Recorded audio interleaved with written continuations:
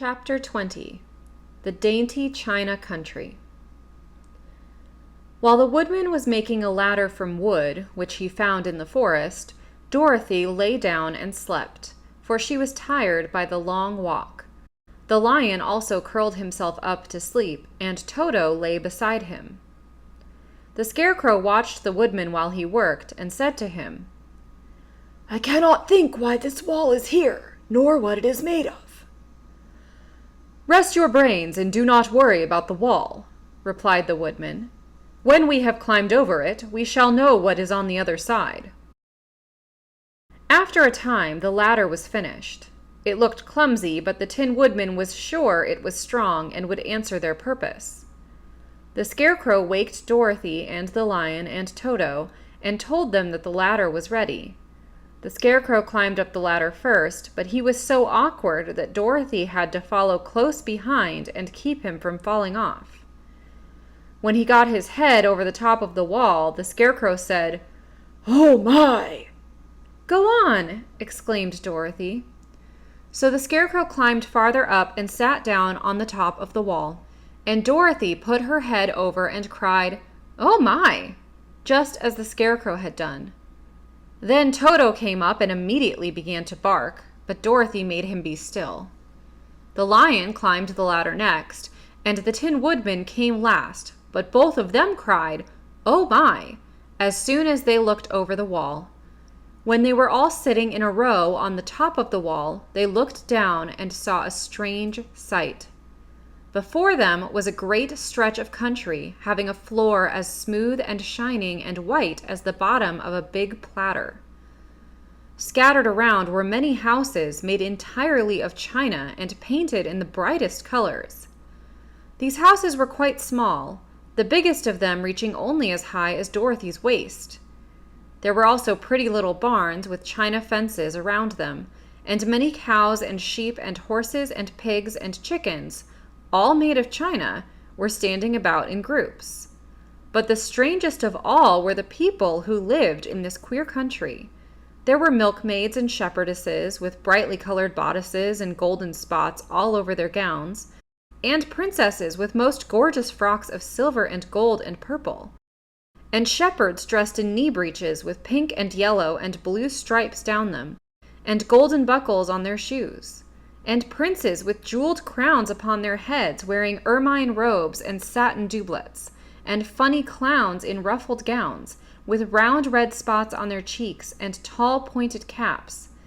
And, strangest of all, these people were all made of china, even to their clothes, and were so small that the tallest of them was no higher than Dorothy's knee. No one did so much as look at the travelers at first, except one little purple china dog with an extra large head, which came to the wall and barked at them in a tiny voice, afterwards running away again. "How shall we get down?" asked Dorothy. They found the ladder so heavy they could not pull it up, so the Scarecrow fell off the wall and the others jumped down upon him so that the hard floor would not hurt their feet. Of course, they took pains not to light on his head and get the pins in their feet. When all were safely down, they picked up the Scarecrow, whose body was quite flattened out, and patted his straw into shape again. "We must cross this strange place in order to get to the other side," said Dorothy, "for it would be unwise for us to go any other way except due south." They began walking through the country of the China people, and the first thing they came to was a China milkmaid milking a china cow. As they drew near, the cow suddenly gave a kick and kicked over the stool, the pail, and even the milkmaid herself, and all fell on the china ground with a great clatter. Dorothy was shocked to see that the cow had broken her leg off, and that the pail was lying in several small pieces, while the poor milkmaid had a nick in her left elbow. "There!" cried the milkmaid angrily. "See what you have done!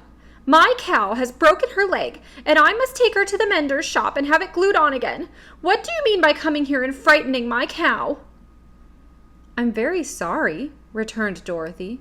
"Please forgive us." But the pretty milkmaid was much too vexed to make any answer.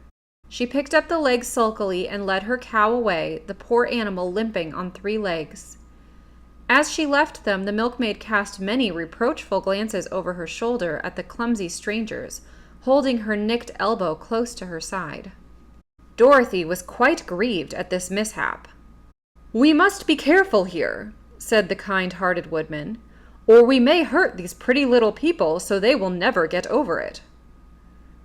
A little farther on, Dorothy met a most beautifully dressed young princess, who stopped short as she saw the strangers and started to run away.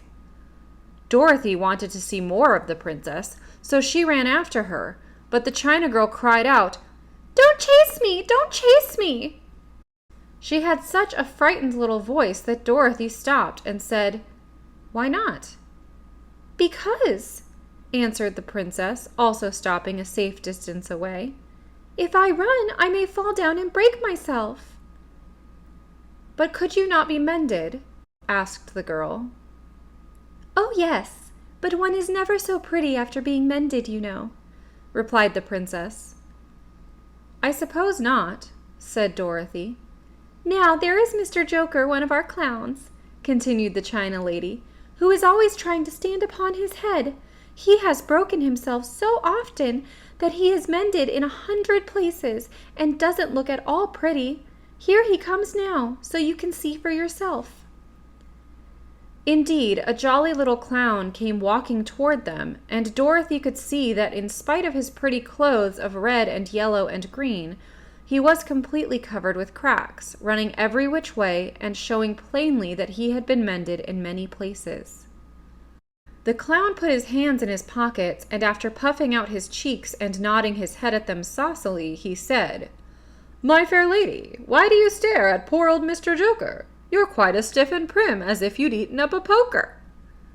"Be quiet, sir," said the princess. "Can't you see these are strangers and should be treated with respect?" "Well, that's respect, I expect," declared the clown, and immediately stood upon his head. "Don't mind Mr. Joker," said the princess to Dorothy. "He is considerably cracked in his head, and that makes him foolish." "Oh, I don't mind him one bit," said Dorothy. "But you are so beautiful," she continued, "that I am sure I could love you dearly. Won't you let me carry you back to Kansas and stand you on Aunt Em's mantle? I could carry you in my basket." "That would make me very unhappy," answered the China princess. "You see, here in our country we live contentedly, and can talk and move around as we please. But whenever any of us are taken away, our joints at once stiffen, and we can only stand straight and look pretty. Of course, that is all that is expected of us when we are on mantles and cabinets and drawing-room tables. But our lives are much pleasanter here in our own country." "I would not make you unhappy for all the world!" exclaimed Dorothy. "So I'll just say goodbye." "Goodbye," replied the princess. They walked carefully through the China country. The little animals and all the people scampered out of their way, fearing the strangers would break them. And after an hour or so, the travelers reached the other side of the country and came to another China wall. It was not so high as the first, however, and by standing upon the lion's back, they all managed to scramble to the top. Then the lion gathered his legs under him and jumped on the wall, but just as he jumped, he upset a china church with his tail and smashed it all to pieces. "That was too bad," said Dorothy. "But really, I think we were lucky in not doing these little people more harm than breaking a cow's leg and a church. They are all so brittle." "They are indeed," said the Scarecrow. "and I am thankful I am made of straw and cannot be easily damaged. There are worse things in the world than being a scarecrow."